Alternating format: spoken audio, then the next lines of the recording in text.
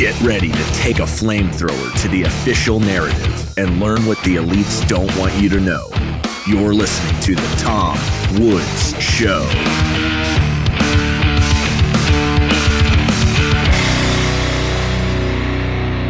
Hi everybody, Tom Woods here. It's episode 2633 of The Tom Woods Show, and I'm very glad to be joined today by Kevin Duffy, principal of Bearing Asset Management, editor of Coffee Can Portfolio, and a man with a great deal to say about international trade and the subject of tariffs. And I realize I've done a couple of episodes on this already, but I did an awful lot of episodes on COVID also. Won't be quite as many as that, but doggone it, I'm telling you, Kevin, if you look on social media, this is all anybody's talking about. I mean, this and, a handful of other less important things, or I don't know how to rank them, but the point is, overwhelmingly, this is still the topic of conversation.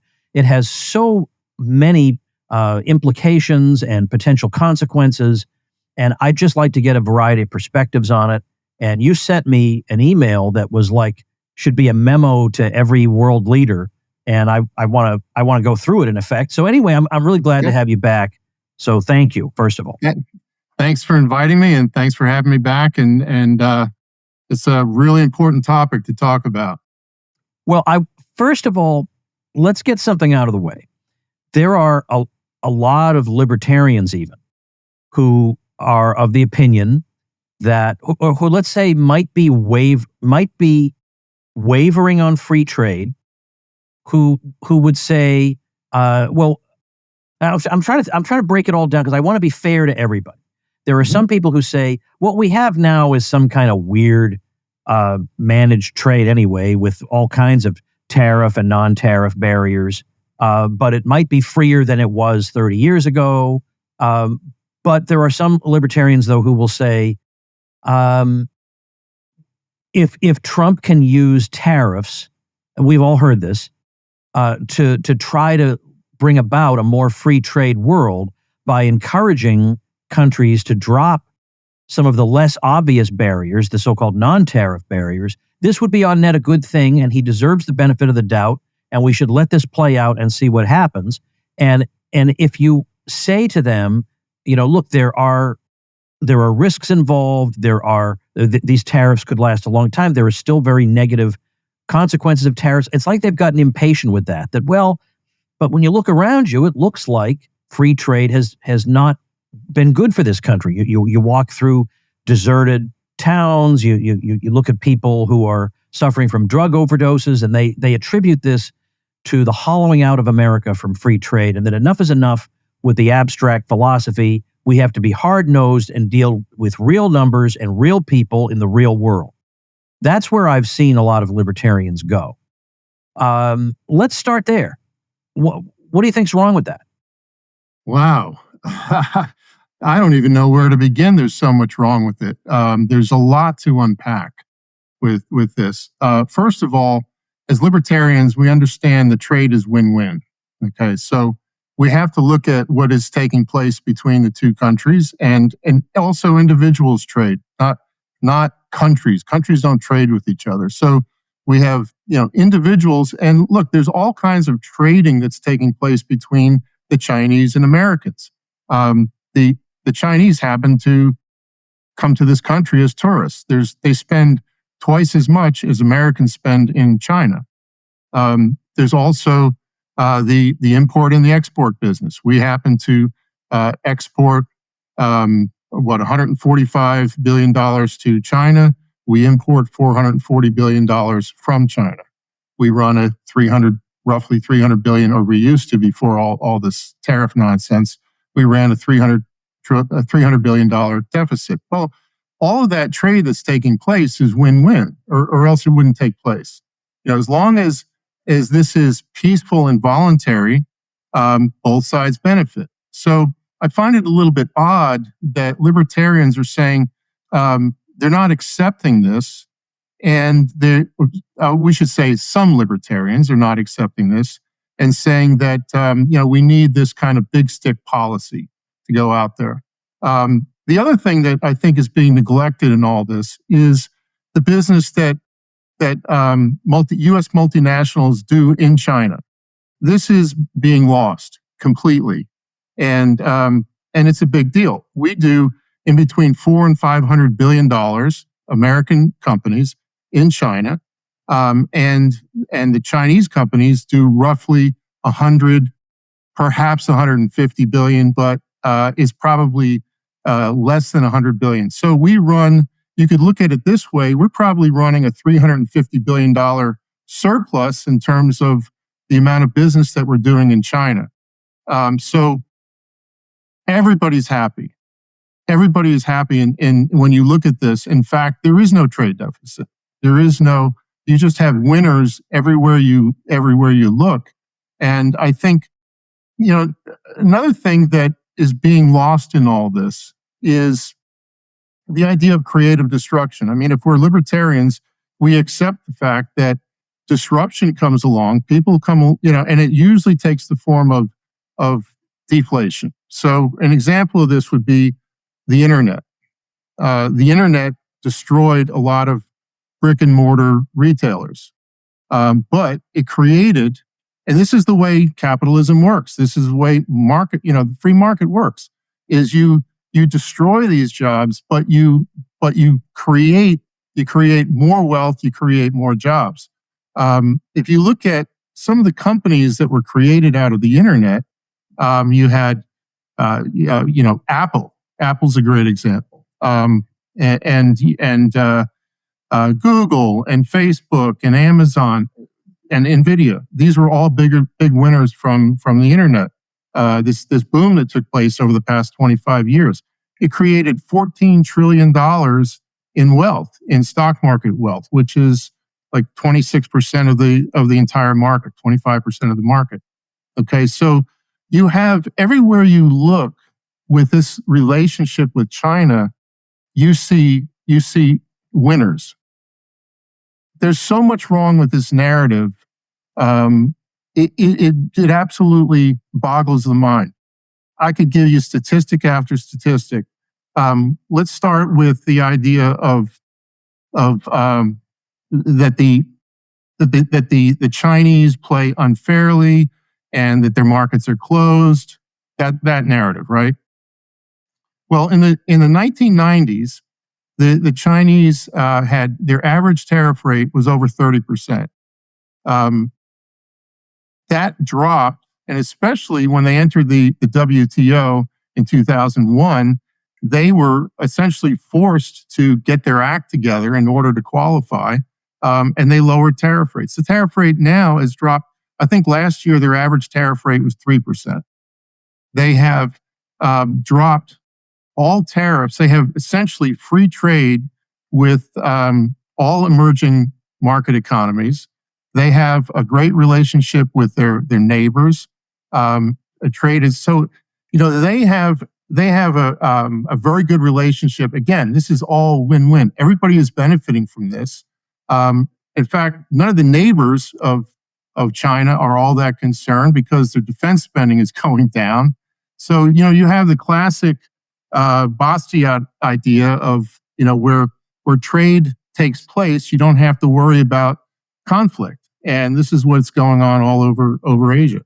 All right, let's then, as long as we're going down this road, let's go the whole way. What people will say is it's not all winners because China isn't. Now, if it were a matter of China can innocently produce good quality products more inexpensively, and we can't compete, so we're putting tariffs on them, then I could just come back with the standard arguments. And I would come back with this. If Martians came to Earth and said, we can give you 3 major products that you need. Let's just three big things, like steel, for example. We can give it to you for free. Would we indignantly send them away and say, I don't want free steel or deeply discounted steel because that would hurt me? I think some of us would stop and think there's got to be something wrong with that way of thinking. If Martians came and were going to give it to us or give it to us steeply discounted, we would not indignantly send them away. We wouldn't say, well, then what are the steel workers going to do? We would say, this would be such a boon to mankind, we will figure out what to do with the steel workers. And so I would make that. But what they'll come back at you with is, the advantage that China has is unfair because it's based on so-called slave labor. And they'll say, look, there have been independent groups that have said there are very, very shady, to say the least, labor practices in parts of China, and that we cannot be expected to compete against that. I would answer that two ways. One is, the comparison to slave labor, and I know you had John Carney on as a guest, and he made that point. Well, slavery died out for economic reasons, and democracy in America, de Tocqueville talked about I think the Ohio River running through Ohio and Kentucky. And on one side of the banks, there was the slave state and the other was the free state. And, one was prosperous and the other one was not. And it was obviously the slave state. So this narrative, I think, just the idea that a country could prosper through slave labor, I think is kind of absurd. The other thing, though, is that this narrative, when you track it back, you said independent sources. Whenever I track back some of these allegations, they always tend to go to the Defense Department.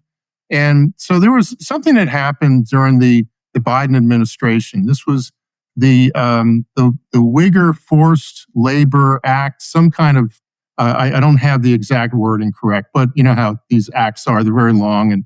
And so what it did was it made a rebuttable assumption that all labor coming out of the Xinjiang region of China was employing forced labor.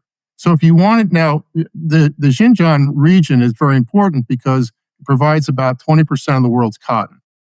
Okay, and this is where the Uyghurs reside, which is basically a Muslim ethnicity. And there were terrorist incidents a while back, and as long as the U.S. government was fighting the war on terror, we were kind of sympathetic towards China. But when China became the official enemy of the United States, the narrative changed. So anyway, this act was passed, and so if you wanted to do business in Xinjiang, you had to prove that you weren't using forced labor. And so we happen to be invested in Skechers, which does a lot of business in China. And they did exactly that. They just proved that this is not being done with forced labor. Friends, at this point, no doubt you're having difficulty counting how many ways one podcaster can improve your life. Well, here's another one. I want to tell you about my friends at Federated Computer. They're going to save you a bundle. They're changing the way businesses buy software. We all need software to run our businesses, but the best business software does not have to cost thousands of dollars each month. As a matter of fact, the typical Federated Computer customer saves 75% or more on their software bill and gets great software, top-notch customer service and support, and a software solution that is uniquely installed for your business and without any surveillance or breaches of privacy. For example, if you use Google for email, Salesforce for CRM, Slack for team chat, ListMonkey for customer communications, and Airtable for data management, with a team of 10, you'd save $9,000 per year on software costs switching to Federated Computer. And what is wild, the cost of Federated Computer doesn't grow as your team grows. And you can use your Federated Computer savings to grow your business rather than feed the woke Silicon Valley software companies. The Federated Computer team invented computing in the cloud, and now they're taking a hammer to the ridiculously high prices of business software and have many, many satisfied customers to prove they deliver. Federated Computer has been a longtime supporter of the Tom Woods Show, and they're offering 30% off their already low prices when you use coupon code WOODS. So go to www.federated.computer to begin to save 75% or more on your monthly software costs. That's www.federated.computer. These folks are going to do you a big, big favor. Check them out. All right, so if that's the case there, I think some of this goes back to the overall attitude that American officials in both parties have toward China in general. Because even when you find anti-war people, like particularly right-of-center anti-war people, their weakness is always China. Yeah, we got to get out of Ukraine so we can focus more on China. Like, okay, I mean, it's like the progressives who want to stop spending money on something they don't like so they can devote it to something they do like. Like, okay, like that's the best you can do. So Joseph Solis Mullen has a fantastic book called The Fake China Threat. I think that's what it's called. And it is, I had him on to talk about it. It's very short. You can read it very quickly, but the arguments are not strong. And the arguments are often by intimidation. People will say, you're just a dumb, naive idiot if you don't think China is our big enemy. They've been telling me that about this, that, or the other country forever. So you I beg your pardon here that I'm a little bit skeptical of that. So some of it comes from that we start with the premise that China is up to something. China's the bad actor, that China has aggressive intentions, and that this translates over to the way it conducts its economic policy. I think that, China, with all these things, I guess you have to look at it through the other side's eyes. And what China sees is they see an aggressive foreign policy from the United States. They are absolutely concerned, and Xi Jinping, he is, his self-image and the image that he's portraying to his people is that that of a protector and that of protecting them from an aggressive United States, while at the same time balancing this with the need to prosper. And so the Chinese studied the collapse of the Soviet Union probably as close as anybody. And they took away from it, I think two things. One is that they needed a healthy, vibrant, dynamic economy and a society. And they realized, they went through this whole epic of self-reliance, self-sufficiency under Mao, and it was a total disaster. And they had to dig themselves out of abject poverty. And so that was the number one under Deng Xiaoping, 1978. It was these free economic zones. And they realized that they could not isolate themselves. They had to open up to the world. They had to open up to trade. This was very important. The other thing that they were concerned about was encirclement. That the fact that that we basically, in bringing the collapse of the Soviet Union, obviously it imploded on itself economically, but also the encirclement. So they realized that the best way to defend themselves was also by trading with their neighbors, by having peaceful relations with their neighbors. So we have really two different models, I think, in terms of the U.S. and China. We have the imperial model with the United States, and we have the free trade model with China. And the facts are, I don't know how you can not see this. But you obviously, with the imperial model, you have the military-industrial complex that also sees things through their own eyes. So they see anything out there as a threat. They want the American people to be, completely scared out of their wits, whether it be the Cold War with the Soviet Union. There has the war on terror. It's always, you've got to find an external enemy. And so China is just the perfect external enemy. They are an economic threat. They are the second largest spender on military. They, unlike just about every country on earth, they don't kowtow to the U.S. government. They don't look like us. They don't have the same form of government. It's not this democratic system that we have. It's this autocratic one-party system. So everything about China, it just makes it, I think, the perfect scapegoat. So do you think there is any merit whatsoever to any of the claims? Like, for example, I watch on the news, or I don't watch the news, but I see these clips, and I've seen Kevin O'Leary saying we should have 400% tariffs on the Chinese. And why does he say that? He says, because you create a product and you wake up the next day and it's being marketed over in China with your intellectual property all over it, and you can't litigate in China. They won't let me sue in their courts, and I'm supposed to compete on this basis? That's ridiculous. If we can do something about that via tariffs, then it ought to be done. Yeah, I think that's really Stephan Kinsella is the guy to talk about intellectual property. He feels, and I agree with him, that that is not consistent with libertarian principles. And essentially what you're doing is you're getting a government to create a monopoly for you or to reduce competition. So, when it comes to, quote, intellectual property, and Kinsella makes this argument that ideas are not property. If you have computer code or something, you can create a contract. If you have, a secret sauce like Coca-Cola, Coca-Cola does a tremendous amount of business in China, a tremendous amount. And yet, they don't seem to have a problem with their intellectual property. They've figured out how to protect it. So I think that, this really comes down to individual companies, and they can decide whether this is worth the risk. What are the risks? What are the rewards? And the fact of the matter is, we're doing $1 trillion, or we were doing $1 trillion worth of business with the Chinese. And, I think you have to leave it to the individual companies to decide whether it's worth it or not. If Kevin O'Leary doesn't want to trade with the Chinese, that's up to him. But the fact of the matter is, there are a lot of companies. Tesla does, again, this is all past tense because we don't really know where we are right now.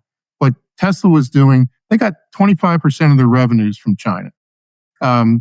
Elon Musk is revered in China. He pioneered an industry over there.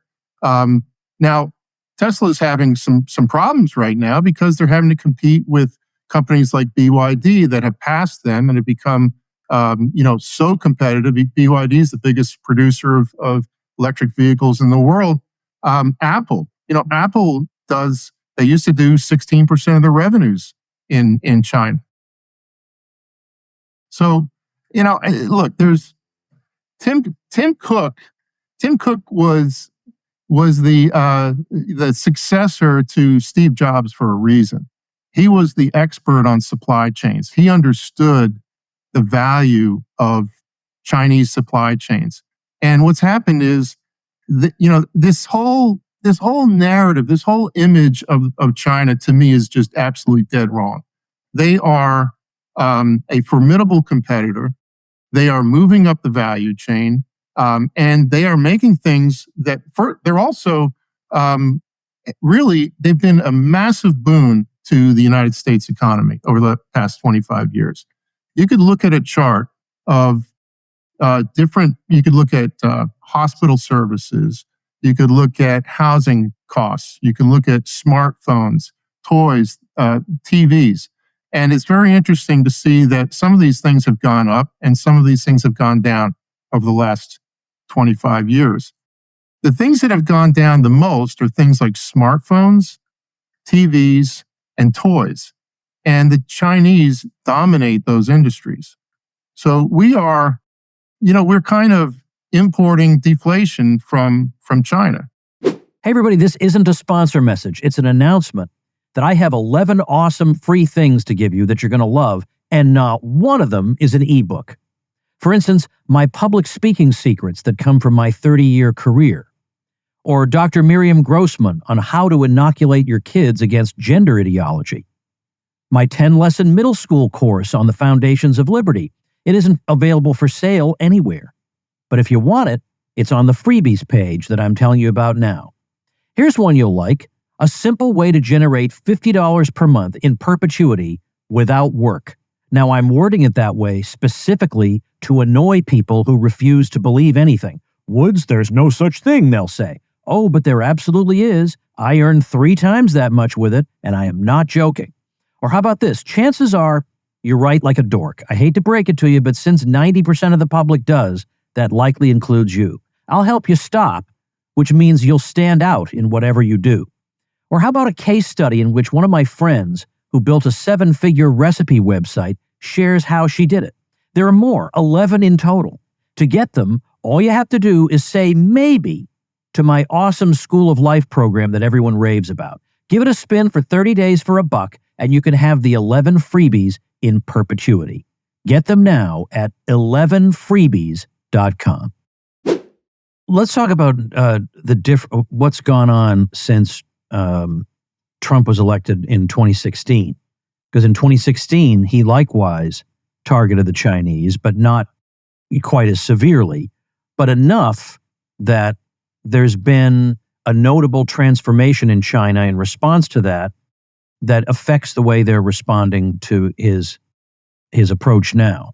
So first of all, the Trump tariffs, 2018, the two things that really happened, I think, that were really important here. One was the tariffs in 2018, and the other one was the sanctioning of the big tech company Huawei.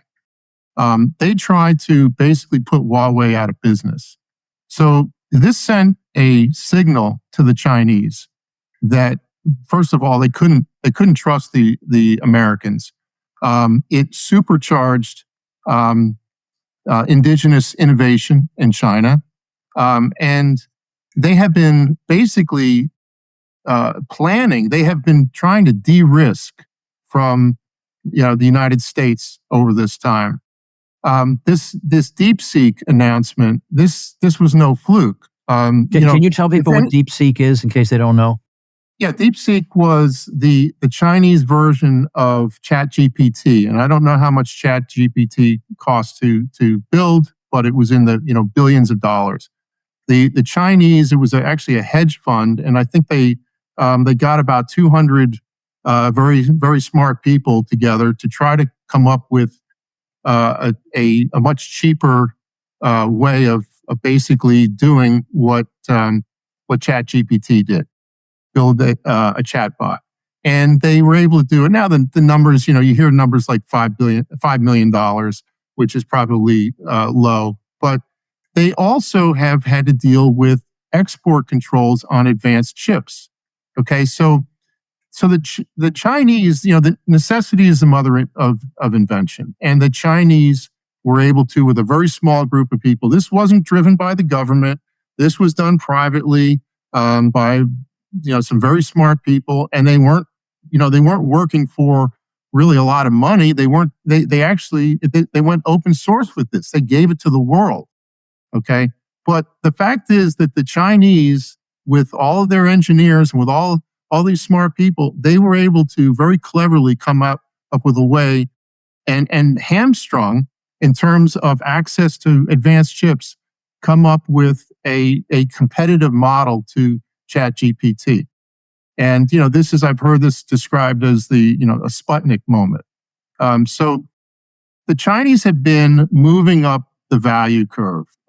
They are getting, and this idea that they're, making clothing. And yes, they do make clothing, but a lot of this has been moving to, they're kind of outsourcing, just as we outsourced some of this low-end manufacturing, and it did not hollow out manufacturing in this country. They're doing the same thing. They're moving up the value chain, and other countries like Vietnam are taking on the low-end manufacturing.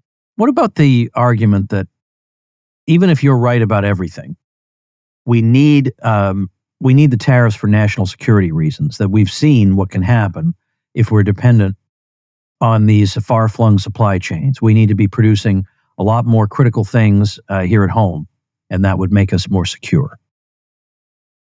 Well, I think we could almost go back to the Chinese and studying the Soviet Union, and what they realized was the number one thing in terms of being secure was to have a vibrant economy. And you can't have a vibrant economy and a healthy economy when you're closed to the outside. And you certainly can't, if we're looking at 10, 20, 50, 100 years, we're 4% of the population. The Chinese are 4 times our size. And it's unrealistic to think that we're going to be the top dog forever. We have to realize that we're going to have to get along with everybody. And our best defense is a healthy economy. That's the way I see it.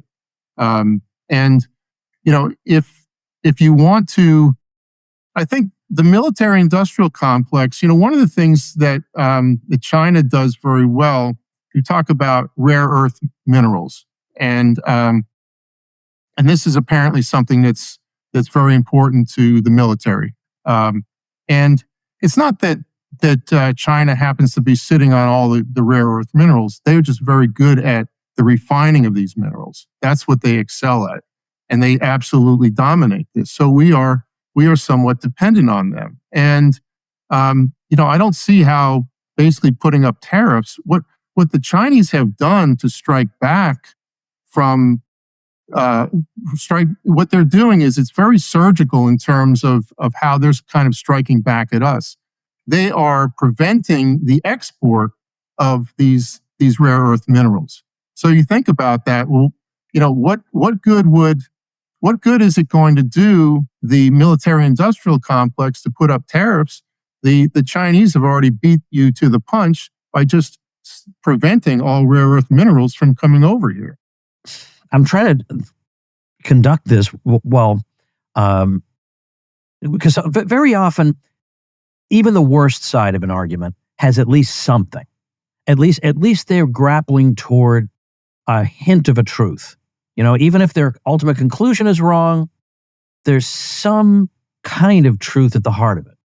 And I think, like today, we have this sense that younger people are finding it more and more difficult to make their way in the world. They can't find the kind of jobs that people had in yesteryear, and they can't find housing at a price that they can afford. And now we can debate those numbers because those are real things. They're beyond debate. We can look at them and know the answer immediately. But would you say that people who have those complaints, if they are blaming free trade for it or they're blaming China for it, they may have a legitimate grievance, but they're simply assigning the blame to the wrong party? No, absolutely. I think that's really the crux of the matter here is, again, I kind of like to go back to 2000 and see how this movie has unfolded over the past 25 years. And what I think, if we go back to the year 2001, there were some critical episodes that took place. One was, and so I'm going to say there have been two positive forces and a negative force. The negative force was 9/11, and at the time, public debt to GDP was 55%. Today, it's 122%. The Federal Reserve has its balance sheet has gone up 10 or 11 times since then. We've done a lot of money printing, and we basically had several crises along the way. We had the GFC, the global financial crisis, which you obviously wrote about in Meltdown. We had the COVID crisis, which you obviously have been writing about. And these crises in Leviathan, have resulted in money printing. Okay, so we've had a tremendous debasement of the dollar. You've seen gold go from, just as the Federal Reserve's balance sheet has gone up 10 or 11 fold, you've seen gold go from $300 an ounce to $3,200 an ounce. Now, but you've also had the positives. Okay, so I think, as a good analyst, you always have to disaggregate. You always have to look at countervailing forces. So we have this negative force. Instead of dismantling the empire, we built it more. The United States squandered, probably conservatively $6 trillion on the wars in Afghanistan and Iraq. Okay, so those are the negatives. Those are the burdens that we've had to carry. You've also seen, you talk about housing. My parents, they bought their house in 1980, and at the time, household incomes were about the median price of a home was about 3 times the median household income. Okay, today it's about 6.5 times. So these are, obviously there is a lot going on that young people are having to deal with. So these are the negatives. Of course, you cannot import a house from China. You have to build it here yourself. So these problems are being caused by certain factors. Now, on the positive side, we had two hugely positive forces starting in 2000. One was the internet, and like I said, it created all this wealth. It made our lives much more convenient. It lowered the price of goods. It lowered the cost of having to, actually get out of your house and drive to a store to buy something. All that was great. It created $14 trillion in new wealth. And then the second was China. The rise of China, going from per capita income of $1,000 to $13,000 over that time, has been a massive boon to American consumers, and also it's benefited companies like Apple and Tesla. Now, there's been a downside to that, and I think we do have to admit that there's a downside. A downside has been that employment in manufacturing has declined by 25%.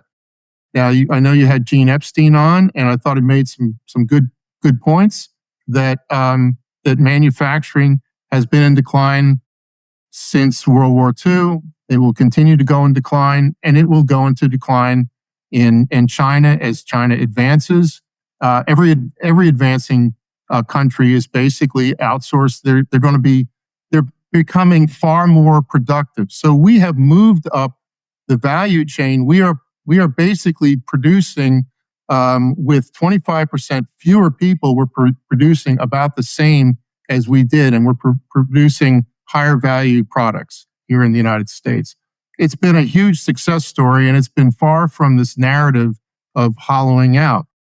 But you do have, and so the gains, so some of the losses have been, certain group of people, blue collar, middle America. You also have a lot of the losses, like the housing bubble.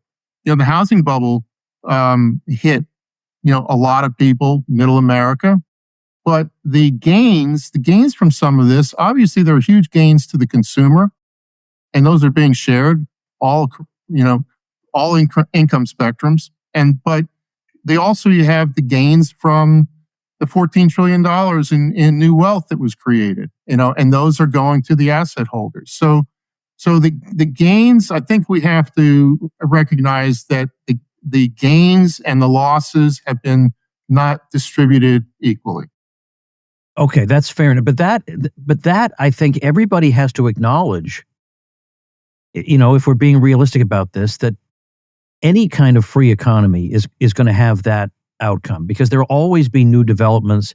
There'll be changes in people's tastes, preferences, resource availability, all kinds of things that change on a dime. And as Mises said, we all on some level recognize that in order to get to the standard of living that we had, some things had to go by the wayside because they were taking up resources that were better used for other things. But when we are involved in the thing that has to go by the wayside, we consider it the greatest injustice in mankind's history. But we all know on some level that if we don't do that, then we would be sitting in a society overflowing with rotting food because we would be producing so much we couldn't consume it all. We would be, we'd still have the sanitary problem of horse fecal material all over the streets because we would be transported that way. There are big changes that come in any kind of free economy, whether or not you have free trade. And the thing is, in general, that works out for everybody, but it can mean short-term displacement for some people. But there's no way. I mean, you can try to mitigate that through social welfare and voluntary contributions and various services you can provide, but you would never want to just simply stop it because that's the way progress occurs. That's the way progress that we all want occurs. And I don't, and the thing is, when you talk this way, you get told that all you care about is money. But guess what? what are people saying is the problem right now that people are facing in the U.S.? It's what it boils down to is they don't have enough money, right? They can't make ends meet, you know? Right. So on the one hand, it's, oh, you're so stupid for thinking about low prices and thinking about money. But all your complaints have to do with exactly that. Mm-hmm. Yeah. Yeah. And what's going on, I think that people, there's something wrong with the American dream. This idea that we're going to be better off than our parents, and our children are going to be better off than us and their children. Something has happened over the last 25 years. And I think that there is an unease in this country. I think that there is, you have young people are really struggling more than I think I can ever remember. The price of rent and housing has gone up. Everything is you have younger people living at home longer. So household formation is taking longer to start. All these things are happening, and I think what's the problem is that when you have this level of expectation, the American dream, and it starts to fall short, and people, they feel this unease and they're trying to explain it, and they're not grounded in sound economics, and they don't necessarily fact check the narrative. Then they're really they're kind of open to this demagoguery that takes place that provides a very simple explanation for what is causing this distress. And I just think that China happens to be the perfect scapegoat. It's a half a world away. And it's unfortunate because, as I said, over the past 25 years, China has been incredible. It's been an incredible gift. And here we are destroying it. It is, I'm at a loss for words, Tom, for how damaging and we have this incredible relationship with these people. And here we are throwing it away. And it can only lead to absolute poverty and impoverishment in this country. What kind of advice do you like? I asked Dominic Frisby, who's also interested in these kinds of topics. You got to put your money somewhere in this day and age. You got to put it somewhere, or as you say, its value is just going to keep getting eroded. So we got to put it somewhere. But right now, you would think, well, maybe I want to put it somewhere that will be most insulated from the consequences of this international trade policy. But gee, that really seems to be pretty much everything. So do you even have something to recommend to people to mitigate the effects? Well, I mean, that's what I do. And this is what motivates me. I mean, I'm motivated by human flourishing. This is what I'm passionate about. That's why I'm interested in economics. And I think, it's tragic, the direction that we're going in, but I'm also an optimist. I'm a long-term optimist. And I feel like we will stare into the abyss of this path that we're on in terms of tariffs and interfering with trade. And the entire economics profession is against this. The stock market is going to, basically send the signal. I do think that some positive is going to come out of this.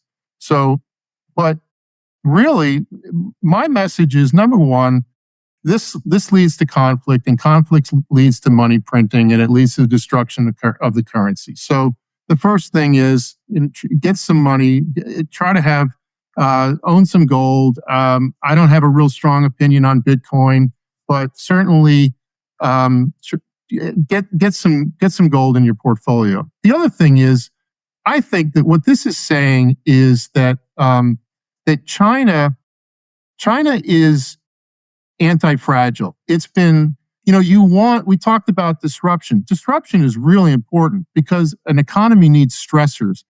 You don't want to protect an economy. You don't want to coddle it because it'll die. But if you subject it to stressors, and China has been subjected to all kinds of stressors, and it's just gotten stronger and stronger and stronger. And that's telling me something. It's telling me that, I mean, there are a lot of smart people in Asia. Do a Google on the highest IQs in the world. They're all in Asia, China, and Hong Kong and Taiwan. A lot of smart people there. And I think the future is Asia. I want to be invested in China. China, because of this narrative, because of this nonstop anti-China narrative, China is cheap. That's not the only reason why they're cheap. I mean, they've also had a property bubble and that's burst, and they're dealing with that. There are other reasons. But so I am very bullish on China. I'm very bullish on Asia as an investor. There are lots of opportunities out there. It's a very exciting time. But I think for the most part, you want to be, trying to avoid the United States as much as you can. Wow. Okay. What's a link people can follow to follow you more? They can go to my website, which is thecoffeecanportfolio.com. Okay. The Coffee Can Polio, not polio, the coffeecanportfolio.com. I'll make sure that I link that at tomwoods.com/2633, also in the video description. So look, this is going to be one of the least popular podcast episodes on this, because everybody wants to hear that there's a great plan behind all this, and everything's going to turn out great, and China has it coming to them and all that. And it would be, if I just wanted to give people what they wanted to hear, I could do that all day. I know exactly which people to bring on. We could do that all day and run up the video views and all that, but I gotta sleep at night, and I can't do that, so I'm not doing it.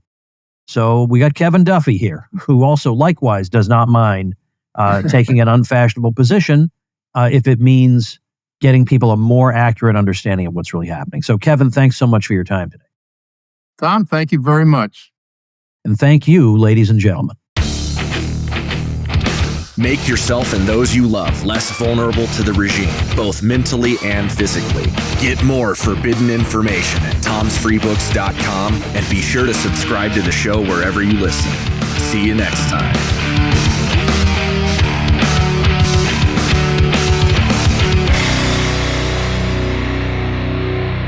Like the sound of The Tom Woods Show? My audio production is provided by Podsworth Media. Check them out at podsworth.com.